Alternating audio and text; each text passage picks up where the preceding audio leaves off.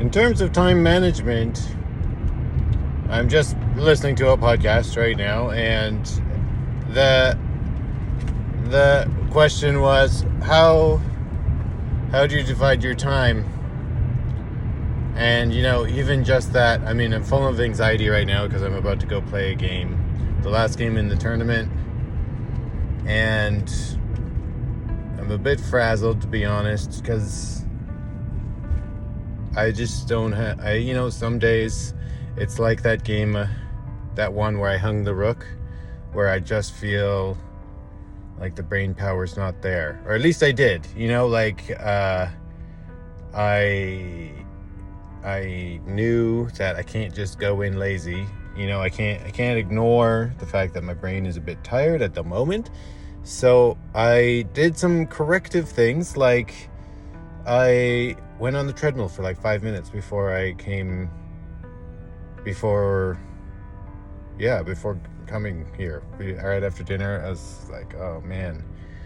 I tried to play a quick bullet because that worked last week, where I was like, oh, that jazzed me up if I just played a couple bullets games. So maybe we'll try to get that in before the game starts, just to liven up my chest. But it's like I tried to play a little bit and it's like, oh my god, I can't see anything. I'm playing poorly because my brain's not on.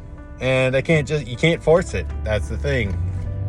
You can't just tell your brain to do what you want it to do. It's just not how it works. So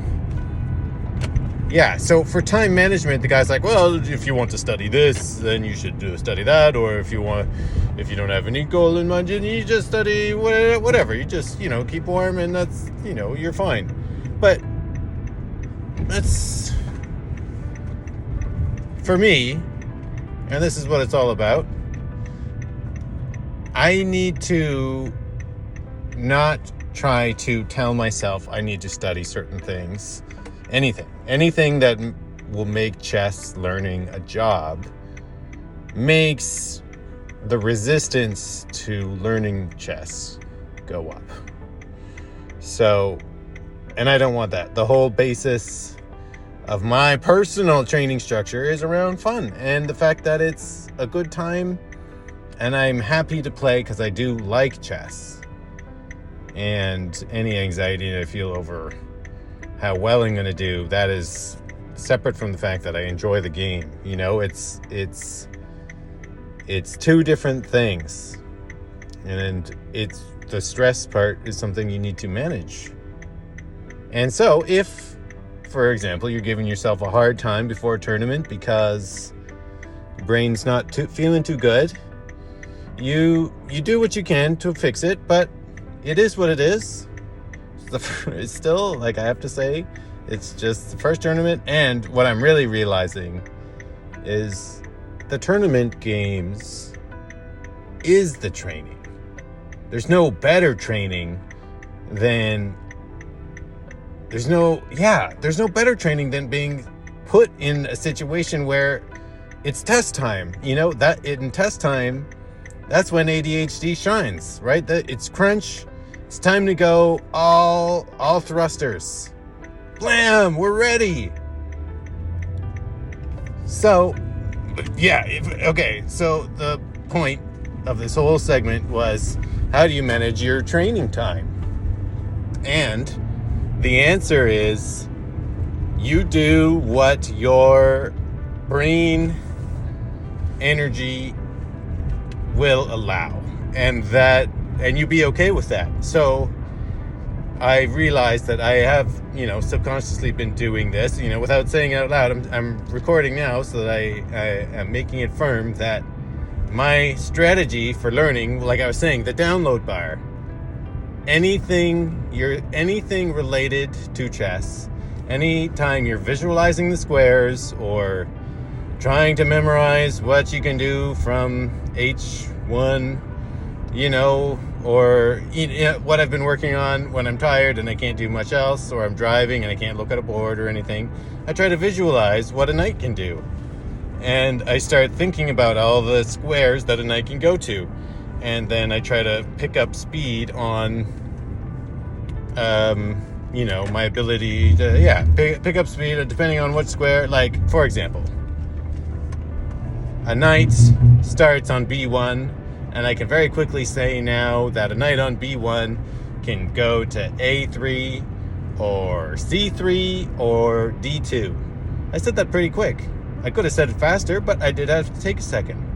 And I've been working on that one. That was my OG spot, and I can sort of do all the knight's starting squares pretty good.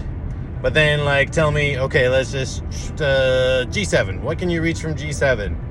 Whoa, G7. Well, I guess you could go H5. And if you can go to H5, then you can go to F5. And then one up and over from that is E6. You see? So the fact that I had to think about that is something that the more times I think about it, the faster I'll be able to spew it out. And that knowledge is helpful. I'm assuming the faster you can think of these things, the easier it'll be to visualize, like, say, blindfold chess is really my ultimate goal, and I should have said that sooner.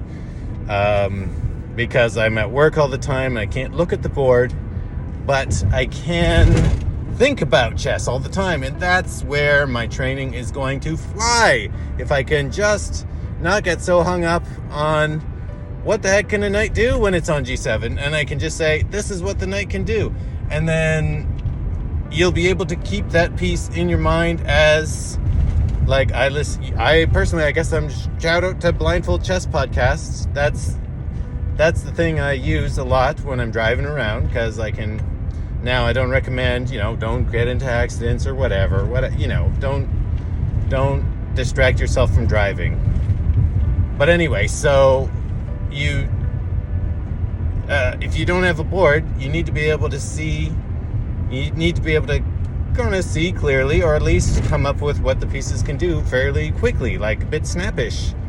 So that's what I practice, and that's like, you can have one teaspoon of energy, one little crumb of dopamine, just, your brain is still going, and the most you can do is just sort of visualize a square or two, A1 and A2, and, a little spread out from the corner. And that's, seeing a whole board in your mind is thus far impossible. To be like, oh yes, I perfectly see all 64 squares and what they're on and what pieces are on there and what they can do. And it's like, you can sort of take like snapshots. Like, I can obviously see a quick shot of the starting positions in chess, but anyway, I've realized I've gone off. This is what it's all about, okay? So the point is, you learn as much as you can learn, and at any time, if you try to force yourself to do things that your brain doesn't want to do, then it's going to be tough, and you're going to stop having fun. I didn't feel like I was having fun just now, so I'm catching myself and saying, hey, I was being a stressful little stress gremlin, and I don't want to be one. I mean, I got anxiety because of the game, so I'll forgive myself. Of course, you must. But keep it light, bro, because that's when you shine. That's the best time. Just chill. You're gonna learn. Oh man, that time when I hung that rook. See, I never forgot that. I probably never will. Last game, oh man, don't forget, opposite square bishops.